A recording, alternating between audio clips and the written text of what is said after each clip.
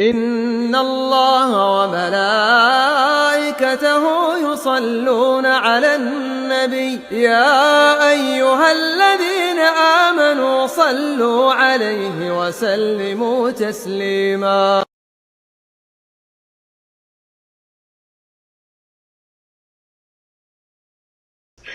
Al-mas'alatus tsalitsah, masalah yang ketiga yang berkaitan dengan istihlal, yaitu apa? La atharo lil qara'in fil hukmi ala sahibil fi'li bi annahu mustahillun. Ya. Tidak ada pengaruh adanya indikator dalam menghukumi seseorang yang melakukan suatu perbuatan, tentunya di sini perbuatan diharamkan, bi annahu mustahillun, bahwa itu adalah dia menghalalkan. Ada indikator, misalkan indikatornya apa? Dia terus menerus makan uang riba, berarti dia akan menghalalkan. Nggak bisa dikatakan begitu, ya. Kalau orang melakukan hanya sekali, ya mungkin dia terjerumus dalam dosa. Dia terus menerus. Tapi kita nggak pernah mendengar dia mengatakan halal kok riba itu, bunga bank itu halal. Selama tidak mengatakan begitu, ya maka dia tetap tidak boleh dihukumi kafir. Dan tidak boleh kita katakan orang itu telah menghalalkan. Ya, apa yang menjadi bukti dalil dari masalah ini? Yaitu hadis, ya, dari Abi Tobyan. Dia mengatakan, sami'tu Usamah bin Zaid radhiyallahu taala anhuma yaqul, ba'athana Rasulullah sallallahu alaihi wasallam ila al-Huraqah fasabbahna al-qauma fahazamnahum wa lahiqtu ana wa rajulun min al-ansar rajulan minhum falamma washinahu qala la ilaha illallah fakaffa al-ansari fatu'antuhu birumhi hatta qataltuhu falamma qadimna balagha an-nabiy sallallahu alaihi wasallam faqala ya Usama aqtaltahu ba'da ma qala la ilaha illallah qultu kana muta'awwidan fama zala yukarriruha hatta tamannaitu anni lam akun aslamtu qabla dhalika al-yawm. Rawahu al-Bukhari wa Muslim. Ya. Dari Abi Tobyan, dia berkata, aku mendengar Usamah bin Zaid radhiyallahu ta'ala anhuma, dia berkata, Rasulullah sallallahu alaihi wasallam telah mengutus kami kepada Al-Huraqah. Al-Huraqah itu satu kaum, ya, karena dia banyak kaumnya yang terbunuh dalam peperangan, maka dia menggunakan panah, ya, untuk membunuh lawannya. Yang panah dikasih api, yaitu membakar. Al-Huraqah, ya. Fasabbahna al-qaum, kemudian tiba-tiba di pagi hari, ya, kami menyerang kaum itu, fahazamnahum, kami memboikot, ya, dan kami perang mereka. Dan aku beserta seorang dari sahabat Ansor, ya, di antara mereka, ketika aku datang bersama dengan seorang dari Ansor, ketika kami, ya, mendapatkan seorang dari mereka, yaitu dari orang-orang Al-Huraqah ini, ya, ketika kami sudah mendekati siap mau membunuh orang tersebut, orang itu mengatakan la ilaha illallah. Maka Al-Ansori, orang sahabat Ansor yang berada bersama dengan Usamah bin Zaid, dia menahan, tidak jadi membunuh. Sementara aku tusuk dia dengan tombakku sampai aku membunuhnya. Ketika kami sampai di Madinah, berita itu sampai kepada Nabi sallallahu alaihi wasallam, dan Nabi bersabda, "Ya Usamah, aqtaltahu ba'da ma qala la ilaha illallah." Wahai Usamah, Ya, apakah engkau membunuhnya setelah dia mengatakan la ilaha illallah? Aku menjawab, dia hanya berlindung saja. Dia hanya bersiasat saja dengan mengatakan la ilaha illallah. Ya, dan senantiasa Nabi mengulang-ulang perkataannya, ya Usama, aqtaltahu ba'da an qala la ilaha illallah, ba'da ma qala la ilaha illallah.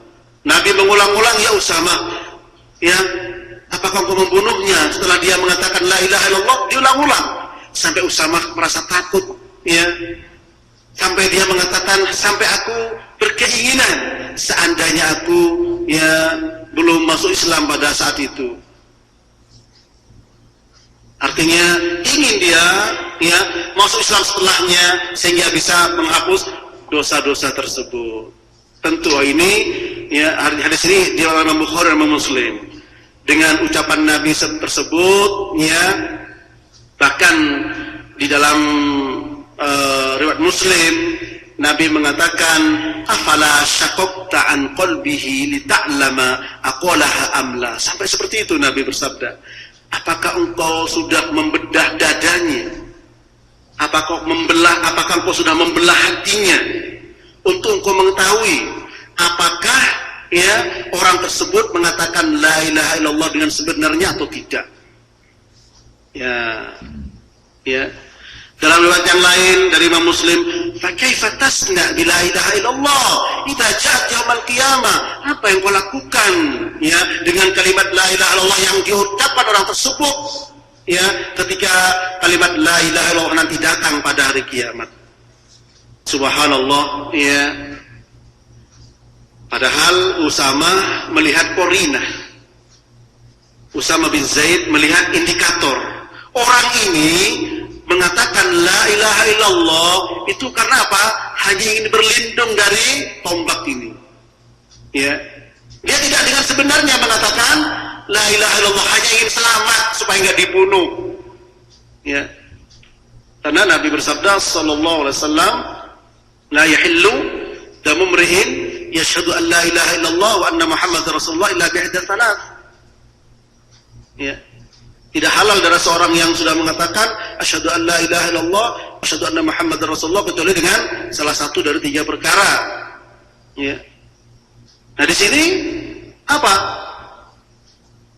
Dia sudah mengatakan la ilaha illallah. Tapi Usamah beralasan. Yang sahabat Ansor tadi menahan diri tidak membunuh. Sahabat ini hanya sekedar berlindung. Tapi Nabi menanyakan, ya, apakah kamu sudah belah hatinya, sudah belah dadanya? Ya, berarti apa? Berarti indikator-indikator tadi tidak boleh dijadikan sebagai alasan untuk menghukumi seseorang ketika melakukan hal tersebut sebagai hal menghalalkan. Termasuk di sini, ya, dijadikan sebagai bukti, ya, bahwa ya orang yang mengatakan la ilaha illallah tersebut hanya alasan saja, ya.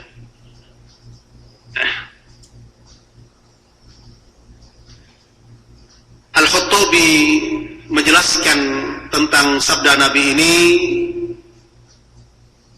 kata beliau, wa fi qoulihi halla syaqaqta an qalbihi, tidak, apakah engkau sudah membelah hatinya?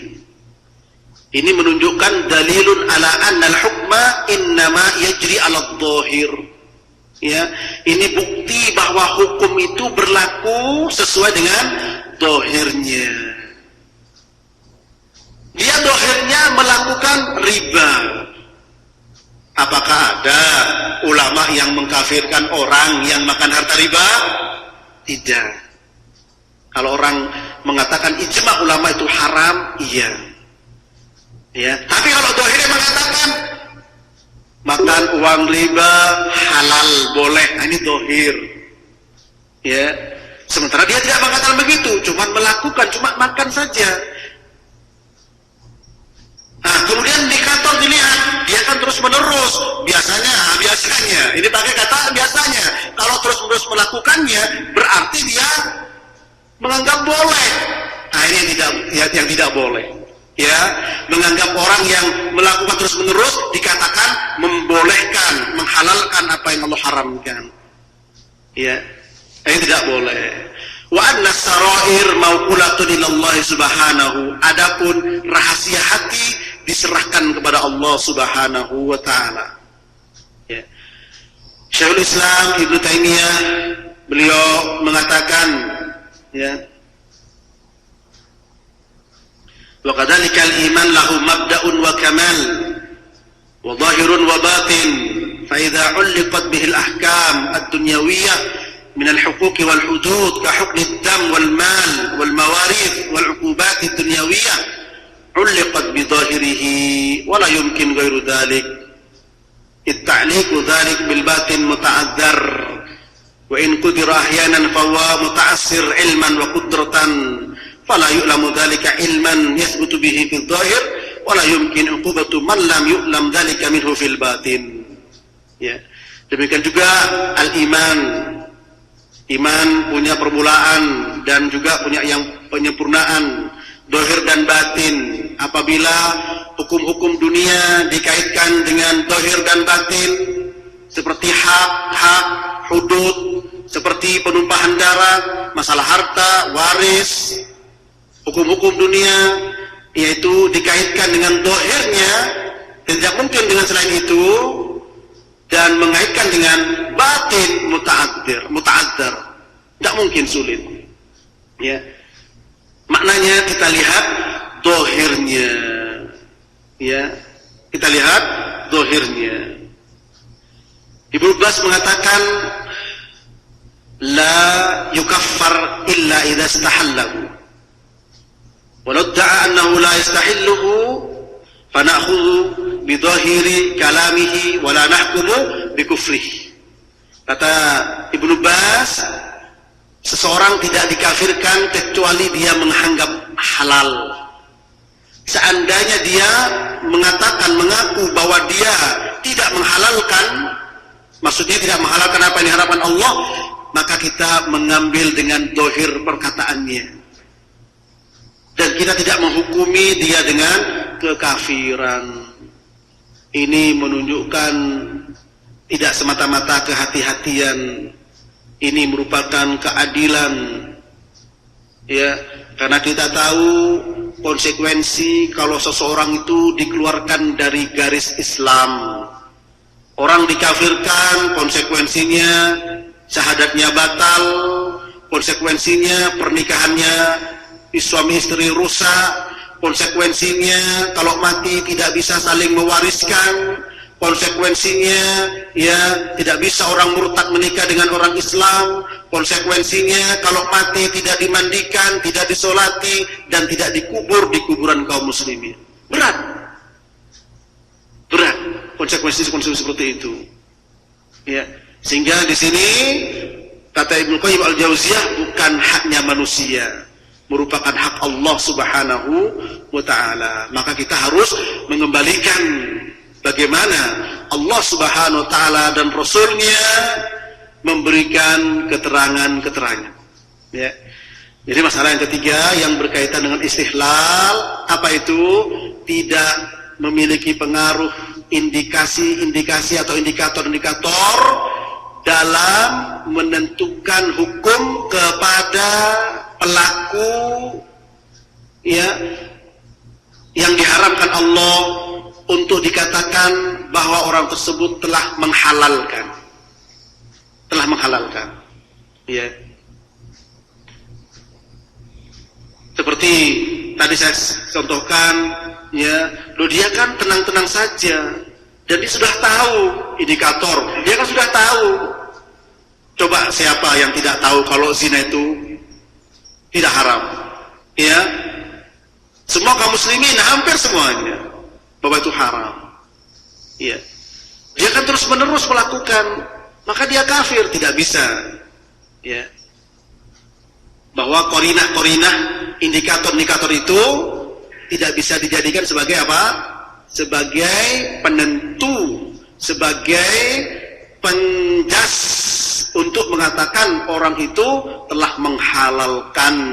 Ya, buktinya indikator yang dilihat oleh Usama bin Zaid kepada salah satu kaum Al-Huraqah yang dibunuhnya, ya, kemudian mengatakan la ilaha illallah.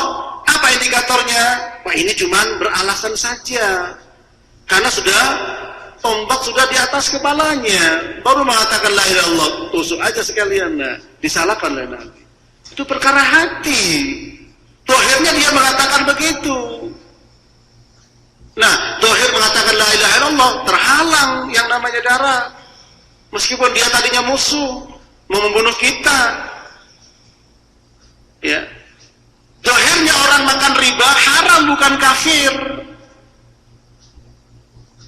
Tapi kalau ada dohir yang lain, makan riba nggak apa-apa, nah baru, ya. Tapi ingat, tidak serta-merta orang yang melakukan kekufuran kemudian langsung menjadi kafir. Ini ingat, ya. Jadi bukan perkara ringan, bukan serta-merta, ya, bukan serta-merta.